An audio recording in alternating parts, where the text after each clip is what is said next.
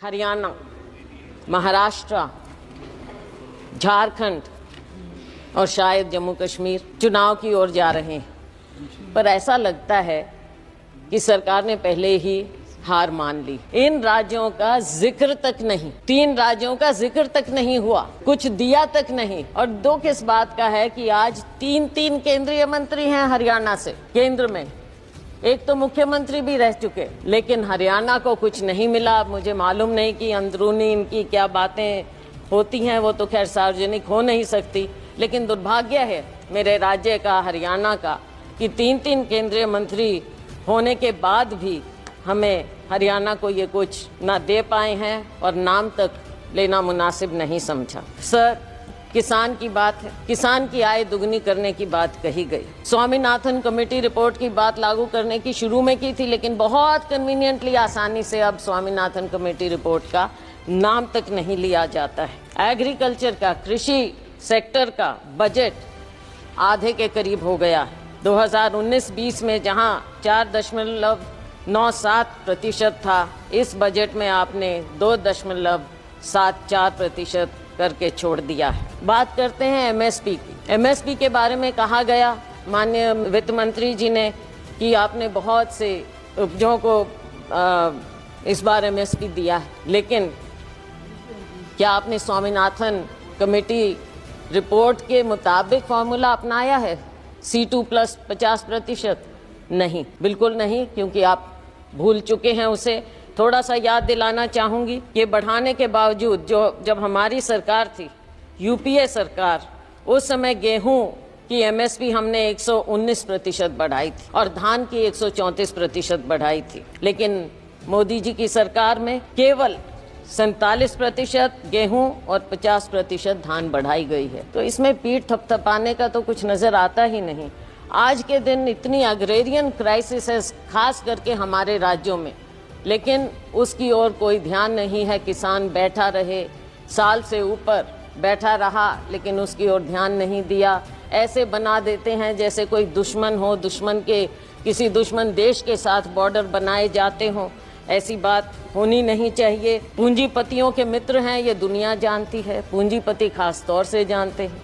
किसान अपने दुख को समझते हुए ये जानता है कि केवल और केवल पूंजीपतियों का ध्यान दिया जाएगा। सर, हमारी सरकार में 72,000 करोड़ रुपया हमने किसानों का कर्जा माफ किया था, लेकिन आपने अपने पूंजीपति मित्रों का 16 लाख करोड़ रुपया माफ किया। किसानों की ओर कोई ध्यान नहीं। शायद आपको लगता है कि किसानों का कर्जा माफ करेंगे तो वो आलसी हो जाएंगे, पैदावार नहीं करेंगे, काम नहीं करेंगे, शायद यही शंका है, मैंने पढ़ा कहीं पर। और नाबार्ड के मुताबिक हर किसान औसतन 1.35 लाख रुपए के कर्जे में है। ये नाबार्ड का फिगर है, मेरा नहीं। तो साथियों, ऐसी बात नहीं, फिर से वही बात आ गई, मित्रों पर मेहरबानी और किसानों और मजदूरों से बेईमानी। बेईमानी मैंने इसलिए कहा, ये शब्द यूज नहीं करना चाहिए। मैं ये इसलिए कह रही हूँ क्योंकि आपने समझौता किया किसानों के साथ, और लेकिन आपने वादा खिलाफी की। हर बात में आपने वादा खिलाफी की। सर, मजदूरों की दयनीय स्थिति और ख़ास तौर से ग्रामीण मजदूर की जो स्थिति हो गई, भारतीय जनता पार्टी के मोदी सरकार के 10 साल में मजदूरी वृद्धि केवल 1% हर साल की गई, उससे भी कम। और अगर मनरेगा की बात करें, मुझे दुख इस बात का हुआ कि मनरेगा का एक बार भी नाम नहीं लिया गया इस पूरे बजट में। और मनरेगा तो वो है जिसे आप पहले नाकारते थे, फिर आपने समझा, आपने उसको अपनाया। बेशक हम पर कटाक्ष करके माननीय प्रधानमंत्री जी ने मनरेगा को अपनाया, लेकिन अपनाया। और अगर कोई सेवियर था कोविड में ग्रामीण क्षेत्र में, तो वो मनरेगा था। और आप आज मनरेगा को भूल गए। मनरेगा बजट समय से याद ही नहीं रखते हैं। और गरीब को जब आप याद ही नहीं रखेंगे, मजदूर को ग्रामीण क्षेत्र में सबसे ज़्यादा बुरा हाल है। किसान का और ग्रामीण मजदूर का, खेती और मजदूर का चोली दामन का साथ है। आपने दोनों को भुला दिया है। देश कहाँ आगे जाएगा? केवल पूंजीपतियों के लिए। ग्रामीण क्षेत्र में भी आपने पूंजीपतियों को घुसा दिया, और वो भी बड़े बड़ों को। साइलोज वहाँ पर लग गए, वहाँ पे मजदूर भी। मंडियों में मजदूरों का बुरा हाल है। आज वो बेरोजगार हो गए हैं। आज उनको 3,000 रुपया महीने का मिलता है।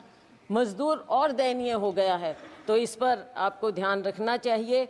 न्यूनतम वेतन प्रतिदिन का 400 रुपया होना चाहिए। ये देश भर की डिमांड है और हम कहते हैं कि हमारा समय आएगा, हम 400 रुपया ज़रूर करेंगे और ये होना चाहिए। सरकार को इस बात को मानना चाहिए, गरीब की बात को मानना चाहिए, मनरेगा की बात को, कि न्यूनतम वेतन आप 400 रुपया करें।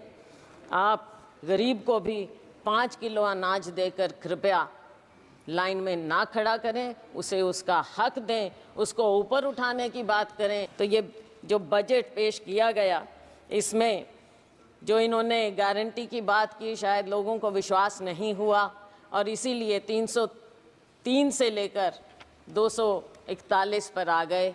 विश्वास पैदा करना इनका काम है। इन्होंने विश्वास खोया और तभी ये डाउनस्लाइड हुआ। आज के दिन भी जब बातें होती हैं बजट में, हम सुनते हैं तो ऐसा लगता है कि कुछ पर मेहरबान और बाकियों को दरबान बना दिया गया है। दरवाजे के बाहर खड़े रहो, अगर मेहरबानी होगी तो शायद आपको कुछ मिल पाएगा। सर, जब प्राकृतिक आपदा की भी बात होती है, भाजपा शासित प्रदेशों के लिए तो सेंट्रल असिस्टेंस की बात की गई बजट में, लेकिन हिमाचल प्रदेश की जब बात हुई तो एक्सटर्नल एजेंसीज़ की बात आ गई वहाँ पर कि उनके माध्यम से मदद की जाएगी। ऐसा भेदभाव क्यों? ये नहीं होना चाहिए और इसकी हम घोर निंदा करते हैं कि आप सबके साथ ऐसे भेदभाव। और फिर एक बात और सर, हरियाणा, महाराष्ट्र, झारखंड और शायद जम्मू कश्मीर चुनाव की ओर जा रहे हैं, पर ऐसा लगता है कि सरकार ने पहले ही हार मान ली। इन राज्यों का जिक्र तक नहीं, 3 राज्यों का जिक्र तक नहीं हुआ, कुछ दिया तक नहीं। और दुख इस बात का है कि आज 3 केंद्रीय मंत्री हैं हरियाणा से केंद्र में, एक तो मुख्यमंत्री भी रह चुके, लेकिन हरियाणा को कुछ नहीं मिला। मुझे मालूम नहीं कि अंदरूनी इनकी क्या बातें होती हैं, वो तो खैर सार्वजनिक हो नहीं सकती, लेकिन दुर्भाग्य है मेरे राज्य का, हरियाणा का, कि 3 केंद्रीय मंत्री होने के बाद भी हमें हरियाणा को ये कुछ ना दे पाए हैं और नाम तक लेना मुनासिब नहीं समझा। सर, किसान की बात है, किसान की आय दुगनी करने की बात कही गई। स्वामीनाथन कमेटी रिपोर्ट की बात लागू करने की शुरू में की थी, लेकिन बहुत कन्वीनियंटली, आसानी से अब स्वामीनाथन कमेटी रिपोर्ट का नाम तक नहीं लिया जाता है। एग्रीकल्चर का, कृषि सेक्टर का बजट आधे के करीब हो गया है। 2019-20 में जहां 4.97% था, इस बजट में आपने 2.74% करके छोड़ दिया है। बात करते हैं एमएसपी की। एमएसपी के बारे में कहा गया माननीय वित्त मंत्री जी ने कि आपने बहुत से उपजों को इस बार एमएसपी दिया है, लेकिन क्या आपने स्वामीनाथन कमेटी रिपोर्ट के मुताबिक फार्मूला अपनाया है? C2 plus 50%? नहीं, बिल्कुल नहीं, क्योंकि आप भूल चुके हैं उसे। थोड़ा सा याद दिलाना चाहूँगी कि बढ़ाने के बावजूद जब हमारी सरकार थी, यूपीए सरकार, उस समय गेहूं की एमएसपी हमने 119% बढ़ाई थी और धान की 134% बढ़ाई थी, लेकिन मोदी जी की सरकार में केवल 47% गेहूं और 50% धान बढ़ाई गई है। तो इसमें पीठ थपथपाने का तो कुछ नज़र आता ही नहीं।